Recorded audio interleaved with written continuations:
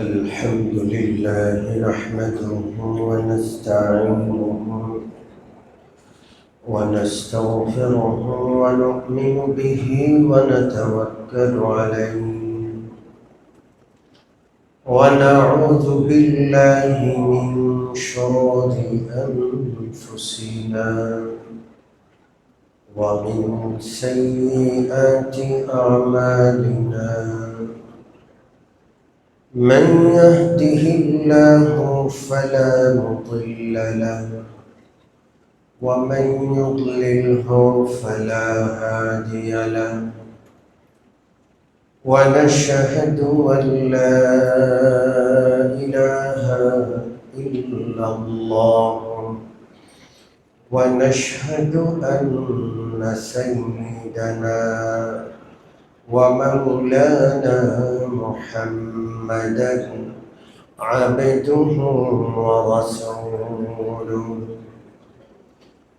أرسله إلى كافة الناس بشيرا ونذيرا وداعيا إلى الله بإذنه وسراجا منيرا وصلى الله تعالى على خير خلقه محمد وآله وأصحابه وبارك وسلم تسليما كثيرا أما بعد فقد قال الله سبحانه وتعالى بعد أعوذ بالله من الشيطان الرجيم بسم الله الرحمن الرحيم لقد كان لكم في رسول الله أسوة حسنة لمن كان يرجو الله واليوم الآخر وذكر الله كثيرا وقال النبي صلى الله عليه وسلم كل أمتي يدخلون الجنة إلا من أبى قيل ومن يأبى يا رسول الله قال من أطاعني دخل الجنة ومن عصاني فقد أبى أو كما قال عليه الصلاة والسلام سبحانك لا علم لنا إلا ما علمتنا إنك أنت العليم الحكيم رب اشرح لي صدري ويسر لي أمري واحلل عقدة من لساني يفقه قولي محبت الشتي در الشريف قولي اللهم صل على محمد وعلى آل محمد كما صليت على إبراهيم وعلى آل إبراهيم إنك حميد مجيد اللهم بارك على محمد وعلى آل محمد كما باركت على إبراهيم وعلى آل إبراهيم إنك حميد مجيد সম্মানিত মুসল্লিয়ান কেরাম, আল্লাহর প্রিয় হাবিব মুহাম্মদুর রাসূলুল্লাহ সাল্লাল্লাহু আলাইহি ওয়াসাল্লামের ধারাবাহিক বরকতময় জীবনী আলোচনামূলক অনুষ্ঠান পবিত্র সিরাতুন নবী মাহফিলের এই পর্যায়ে আমাদের আলোচনা হবে আল্লাহ রসুল প্রকাশ্যে দাওয়াতি কাজ শুরু করলেন। ওয়াহী নাজিল হওয়ার পর দীর্ঘ 3 বৎসর ব্যাপী আল্লাহ রসুল সাল্লাল্লাহু আলাইহি ওয়াসাল্লাম গোপনে দাওয়াতি কাজ করলেন। তার পরিবার, বন্ধু বান্ধব যারা সত্যান্বেষী তারা আল্লাহর হাবিবের কাছে আসলেন। আল্লাহর হাবিব তাদেরকে মুসলমান বানালেন। এই দীর্ঘ 3 বছরে মুসলমান হয়েছিলেন 40-এর অধিক সাহাবী। 3 বৎসর কাল অতিবাহিত হওয়ার পর আল্লাহ রাব্বুল আলামিনের পক্ষ থেকে নির্দেশনা আসলো। প্রথম নির্দেশনা, وأنذر عشيرتك الأقربين। ও নবীজি, আপনি আপনার নিকট আত্মীয়দেরকে দ্বীনের দাওয়াত, ইসলামের দাওয়াত দিন। আশিরাতাকাল আকরাবিন, নিকট আত্মীয়দেরকে। এবং দ্বিতীয় যে আয়াতটি নাযিল হলো, فاصدع بما تؤمر وأعرض عن المشركين। আপনাকে যে নির্দেশনা দেওয়া হয়েছে প্রকাশ্যে আপনি সেটা ঘোষণা করুন। ফাসদা, প্রকাশ্যে সেটা ঘোষণা করে দিন। আর এই প্রকাশ্যে ঘোষণা করার পর মুশরিকরা কি প্রতিক্রিয়া দেখায়, কে খুশি হবে, কে না খুশি হবে, কে আপনার শত্রু হয়ে যাবে, কে বন্ধু থাকবে, এগুলো আপনার দেখার সময় নাই। এগুলো দেখলে চলবে না। এগুলো উপেক্ষা করে আল্লাহর নির্দেশনা আপনি প্রকাশ্যে ঘোষণা করে দিন।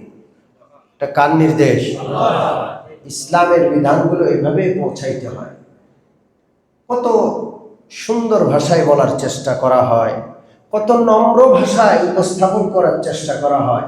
এরপরেও কিছু লোক শত্রু হয়ে যায়, এরপরেও কিছু লোক সমালোচনা করে, লেখালেখি করে আমাদের বিপক্ষে। আছে না নাই? এগুলো দেখার সময় নেই। আল্লাহ নবীকে আল্লাহ বলছেন, বাস আপনি ঘোষণা করুন, আ'রিদ আনিল মুশরিকিন, মুশরিকরা কি প্রতিক্রিয়া ব্যক্ত করলো এগুলো দেখার সময় নাই। এগুলোকে আপনি এড়িয়ে চলুন। আল্লাহর হাবিব সাল্লাল্লাহু আলাইহি ওয়াসাল্লামের প্রতি যখন প্রকাশ্যে দাওয়াত দেওয়ার এই নির্দেশনা আসলো, তিনি হযরত আলীকে ডাকলেন। হযরত আলী আল্লাহ রসুলের ঘরে লালিত পালিত। হযরত আলী রাদিয়াল্লাহু তাআলা আনহুকে তিনি নির্দেশ দিলেন যে কিছু রান্না করো, খাবার রান্না করো। হযরত আলী রাদিয়াল্লাহু তাআলা আনহু চাল কিংবা রুটি 3.5 কেজি পরিমাণ, গম কিংবা আটার রুটি তিনি বানালেন।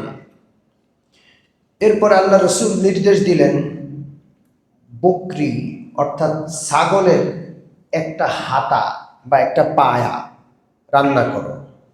হযরত আলী রাদিয়াল্লাহু তাআলা আনহু রুটির সাথে খাওয়ার জন্য ছাগলের একটা পায়া রান্না করলেন।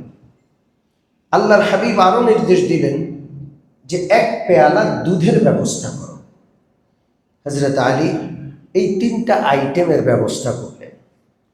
রুটি, বকরির একটা পায়া রান্না করলেন, পাশাপাশি দুধের ইন্তজাম করলেন। আল্লাহর হাবিব সাল্লাল্লাহু আলাইহি ওয়াসাল্লাম সর্বপ্রথম তার বংশের নিকটাত্মীয় এনাদেরকে দাওয়াত দিলেন। আল্লাহ রসুল সাল্লাল্লাহু আলাইহি ওয়াসাল্লামের বংশের লোকেরা, নবীজির চাচা, চাচাতো ভাই, ফুফা, একেবারে নিকটাত্মীয়রা আল্লাহ রসুলের দাওয়াতে সাড়া দিয়ে সমবেত হলেন, একসাথ হলেন। আল্লাহর হাবিব সাল্লাল্লাহু আলাইহি ওয়াসাল্লাম সকলকে মেহমানদারি করলেন, সকলে খেল। এবং বড় আজব বিষয়, যেই পরিমাণ খাবার রান্না হয়েছে, হযরত আলী রাদিয়াল্লাহু আনহু বলেন বেশি থেকে বেশি 2-4-5 জনের রান্না, 2-4-5 জনের খাবার। কিন্তু দেখা গেল এই বিশাল বড় সমাবেশ, 40-এর অধিক মানুষ, সকলেই পেট পুরে খাওয়ার পরেও রুটি, গোশত এবং দুধ অবশিষ্ট রয়ে গেল। সকলে তৃপ্তি সহকারে খাওয়ার পর আল্লাহর হাবিব সাল্লাল্লাহু আলাইহি ওয়াসাল্লাম তাদেরকে বললেন যে আমি যদি আপনাদেরকে বলি এই সাফা পাহাড়ের পিছনে একদল সশস্ত্র সৈন্য আপনাদের উপর আক্রমণ করার অপেক্ষায় আছে। সকালেও আক্রমণ হতে পারে, দুপুরেও আক্রমণ হতে পারে, বিকালেও আক্রমণ হতে পারে।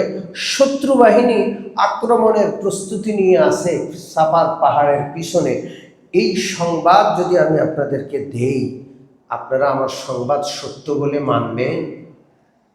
সকলে বলে অবশ্যই মানব।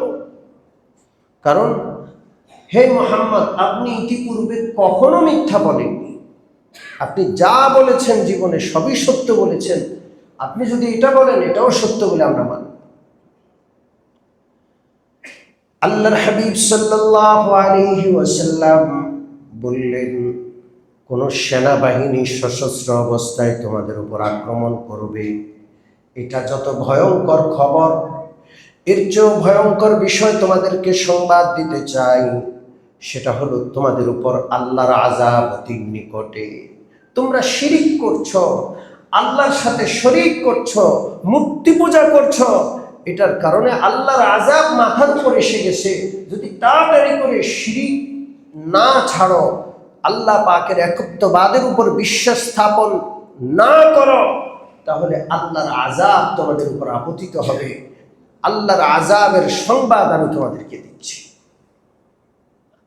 এই কথা বলার সাথে সাথে সকলে থ মেরে গেল। কিন্তু আল্লাহর হাবিব সাল্লাল্লাহু আলাইহি ওয়াসাল্লামের আপন চাচা আবু লাহাব, যার প্রকৃত নাম ছিল আব্দুল উজ্জা, আবু লাহাব 2টা কথা বলল। প্রথম কথা হলো যে মুহাম্মদ সাল্লাল্লাহু আলাইহি ওয়াসাল্লাম তো আজকে খাবারের মধ্যে জাদু করে দিছে। তার সামান্য খাবার, এতগুলো মানুষ খেয়েও আমরা শেষ করতে পারলাম না, খাবার রয়ে গেছে, অতএব আজকে জাদু করা হয়েছে।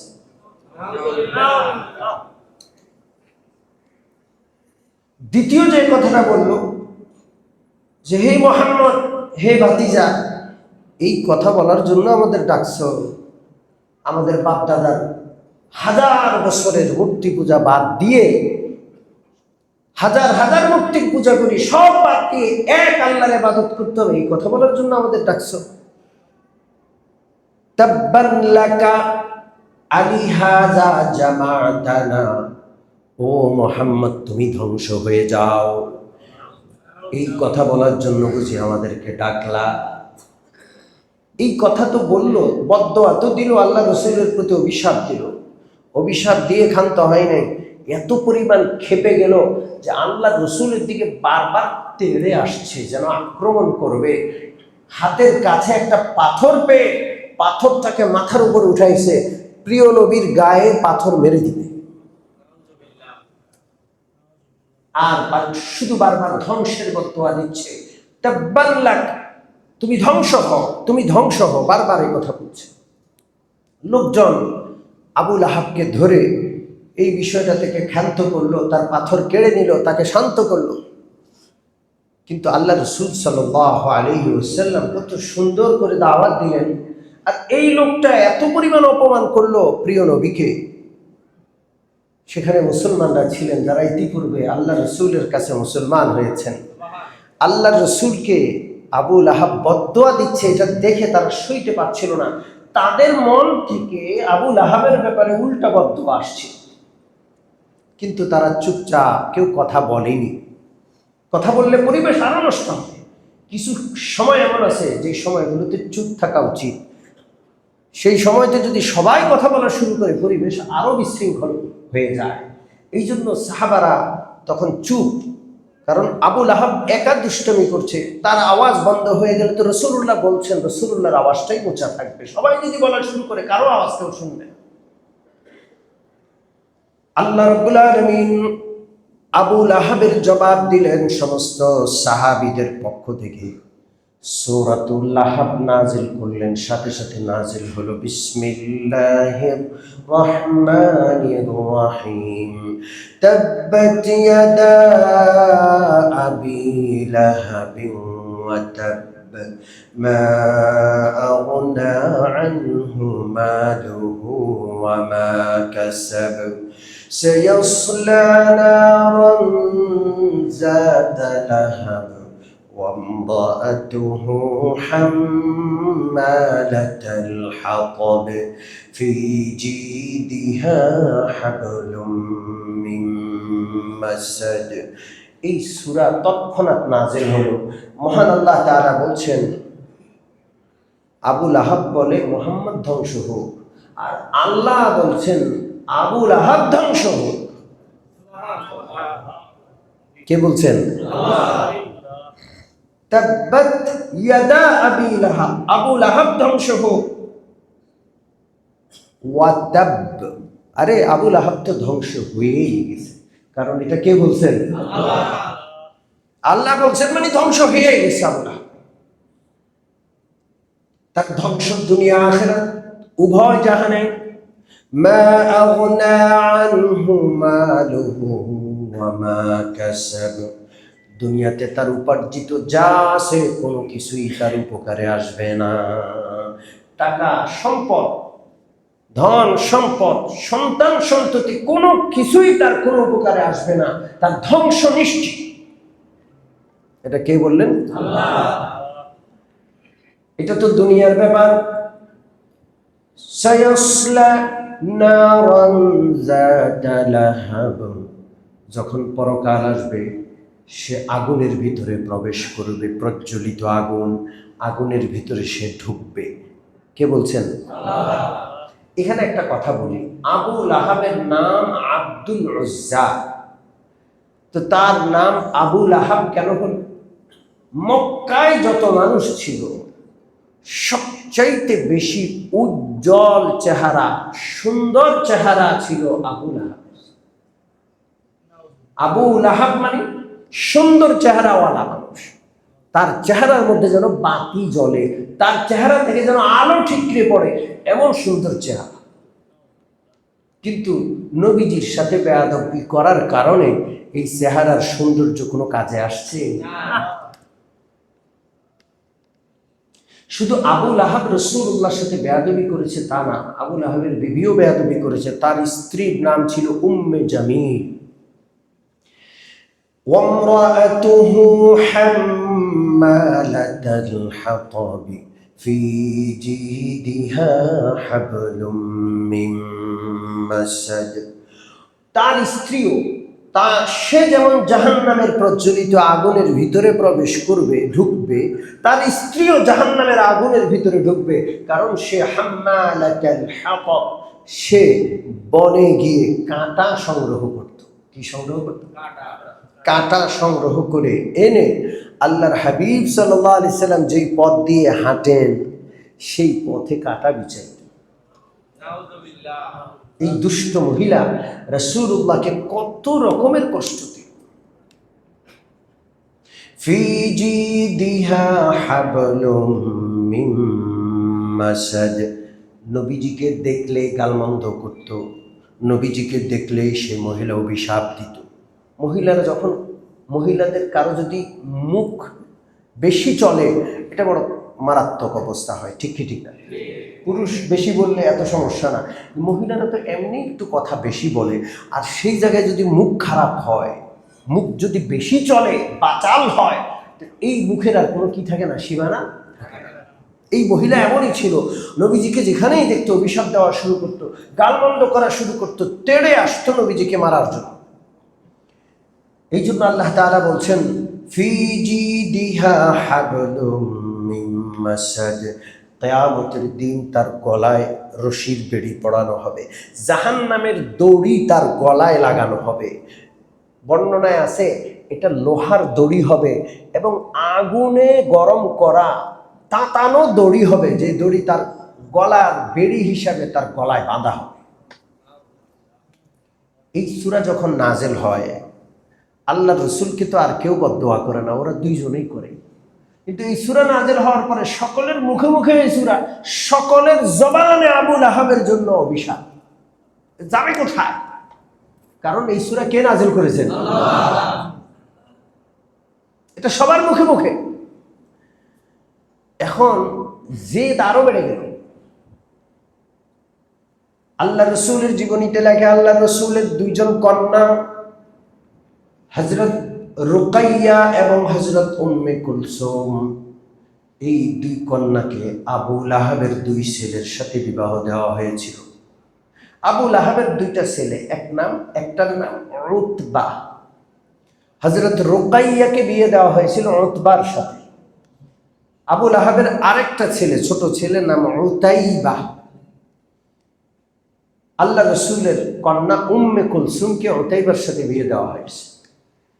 বিয়ে হয়েছে, কালমা হয়েছে, আব্দ হয়েছে, কিন্তু এখনো তুলে নেওয়া হয় নাই রাসূলুল্লাহর ঘরে। যখন এই সূরা নাজিল হয়, আবু লাহাব এবং তার স্ত্রী উম্মে জামিল সন্তানদের উপর চাপ প্রয়োগ করলো যে ওই দুই মেয়েকে এক্ষুনি তালাক দিতে হবে। রাসূলুল্লাহর দুই কন্যাকে একসাথে কি দিতে হবে? তালাক দিতে হবে, না হয় এই সন্তান দিগকে ঘর থেকে বের করে দেওয়া হবে, আর বাবা মার সাথে সন্তানের কোনো সম্পর্ক থাকবে না।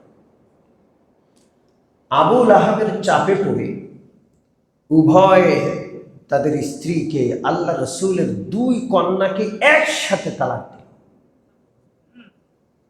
কত বড় মুসিবতের বিষয়। কিন্তু ছোট ছেলেটা বেশি বেয়াদব ছিল। সে শুধু আল্লাহ রসুল সাল্লাল্লাহু আলাইহি ওয়াসাল্লামের কন্যাকে তালাক দিয়ে ক্ষান্ত হয় নাই, সে রাসূলুল্লাহ সাল্লাল্লাহু আলাইহি ওয়াসাল্লামের নিকট পৌঁছল। তার বাবা মার ব্যাপারে সূরা নাজিল হয়েছে, প্রতিশোধ নেওয়ার জন্য রাসূলুল্লাহর কাছে গিয়ে রাসূলুল্লাহর উপর আক্রমণ করলো, রাসূলুল্লাহর জামাটা টেনে এসে ছিঁড়ে ফেলল। কোন কোন বর্ণনায় আছে রাসূলুল্লাহর গায়ে এসে থুতু নিক্ষেপ করল। মারাত্মক বেয়াদবি করে। নবী সাল্লাল্লাহু আলাইহি ওয়াসাল্লাম বড় কষ্ট পেলেন।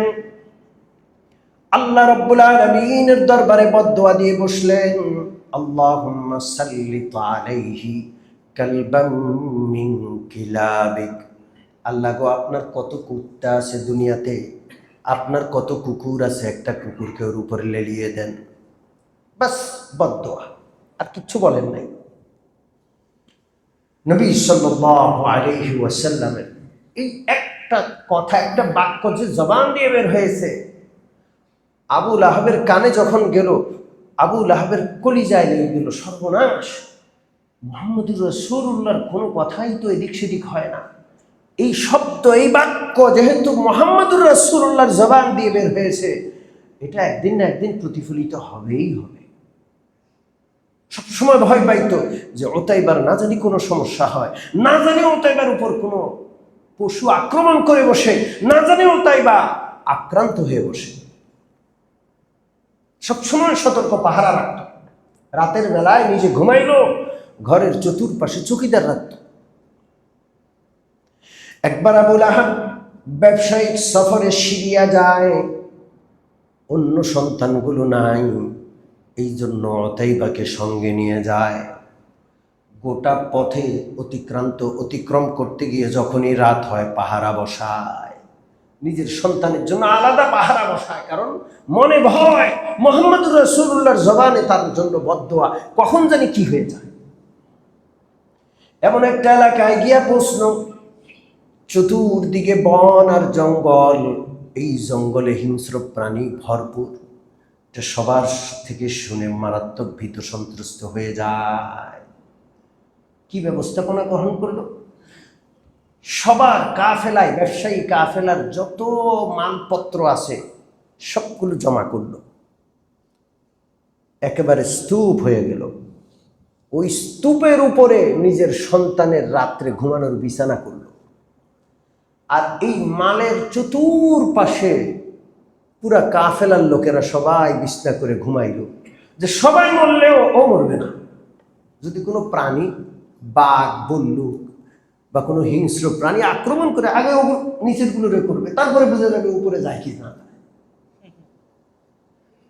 এইভাবে সমস্ত মাল সামানার উপরে একটা টিলার মতো হয়ে গেল, সেখানে ছেলের বিছানা করলো ওতাইবা। আর চতুর্পাশে তারা ঘুমাইল। আবার প্রহরীও নিযুক্ত করেছে। কিন্তু আল্লাহর কি হিকমত, রাত যখন গভীর হয়ে যায়, প্রহরীগুলোর চোখে ঘুম চেপে বসে, সবগুলো প্রহরীও ঘুমিয়ে পড়ে। এমন সময় আল্লাহর আযাব আসে। বন থেকে এক আজব রকমের প্রাণী বের হয়। কোনো আওয়াজ নাই, কোনো শব্দ নাই। সে যেন কাকে তালাশ করছে, তার যেন শিকার আছে আলাদা। নিচে যত লোক শোয়া আছে সকলের মুখ সে সঙ্গে, তার শিকারী সে তালাশ করছে। মুখ শুনতে শুনতে কারো উপর সে আক্রমণ করে না। সে আস্তে করে লাফ দিয়ে মালের উপরে, সামানের উপরে উঠে যায়। সেখানে উঠে সঙ্গে সে তার শিকারী পেয়ে যায়। কোনো কথা নাই, আওয়াজ নাই, এমন জোরে এক আক্রমণ করে মাথাটার সাথে সাথে ধড় থেকে আলাদা করে ফেলে। কোনো আওয়াজ নাই, মাথাটা ধড় থেকে আলাদা করে ফেলে। বাস, সে খায়ও নাই, এটার উপর কোনো কামড়ও বসে নাই, শুধু বাস তাকে হত্যা করলো, মাথাটাকে ধড় থেকে আলাদা করলো। তার যেন কাজ হয়ে গেছে, তার আর কোনো কাজ নাই। সে আস্তে করে চলে যায়। সকালবেলা ঘুম থেকে উঠে মানুষ দেখে রক্ত উপর থেকে আসছে। মালসামানের উপরে গিয়া দেখে আবু লাহাবের ছেলে ওতাইবার দেহটা পড়ে আছে, অসার দেহ, রক্তে সারা মালসামানা সব ভিজে আছে। কে তাকে হত্যা করলো, কখন আসলো, কখন সে মারা গেল, কেউ বলতেও পারে না।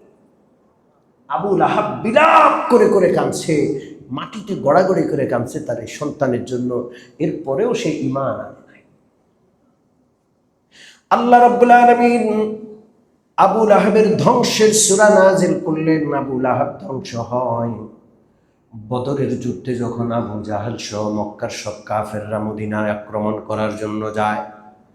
আবু লাহাব যেতে পারে নাই। আবু লাহাবের ঘাড়ের মধ্যে এত বড় একটা ফোঁড়া হয়, এত বড় একটা ফোঁড়া। কেউ কেউ বলে এটা প্লেগ রোগের ফোঁড়া।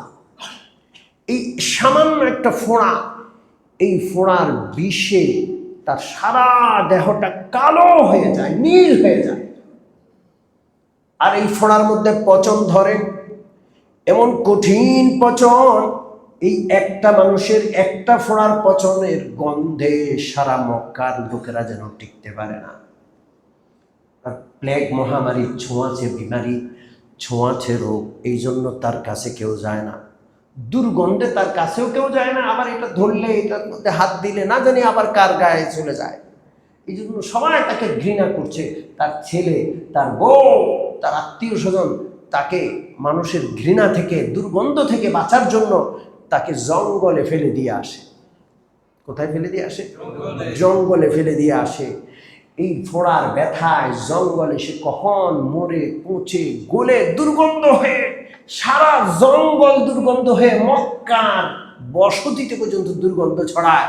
মানুষজন দেখতে আসে, কেউ কাছে যায় না।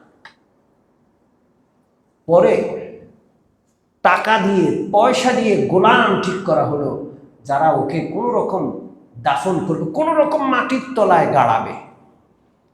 তার গলায় রশি বেঁধে, তার গায়ে হাত দেয় না গোলামরা, পায়ে রশি বেঁধে, গলা আর পায়ের রশি ধরে টাইনে তার একটা গর্তের মধ্যে ফেলে কোনো রকম মাটি চাপা দিয়ে দেয়।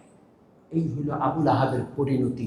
বেয়াদবি করেছে মুহাম্মদুর রাসূলুল্লাহ সাল্লাল্লাহু আলাইহি ওয়াসাল্লামের সাথে।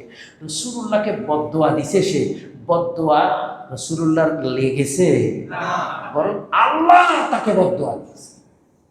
এই জন্য খবরদার, নবীকে যেমন অভিশাপ দেওয়া যায় না, নবীর ওয়ারিস আলেমদেরকে অভিশাপ দেওয়া যায় না।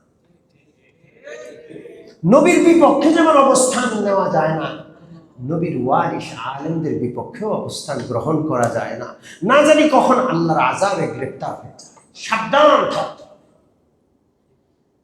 আল্লাহর হাবিব সাল্লাল্লাহু আলাইহি ওয়াসাল্লাম যেই দিনের প্রকাশ্য দাওয়াত দিলেন আল্লাহর পক্ষ থেকে আদেশপ্রাপ্ত হইয়া, সেই দিন আল্লাহর হাবিবের 2 কন্যার তালাক হয়ে যায়, রুকাইয়া, উম্মে কুলসুম। হযরত ওসমান গনি রাদিয়াল্লাহু আনহু আল্লাহ রসুলের কাছে প্রস্তাব নিয়ে আসলেন। আল্লাহ রসুল সাল্লাল্লাহু আলাইহি ওয়াসাল্লাম হযরত রুকাইয়াকে হযরত ওসমান রাদিয়াল্লাহু আনহুর কাছে বিবাহ দান করলেন। হযরত ওসমান আমার নবীজির জামাতা, রুকাইয়ার জামাতা।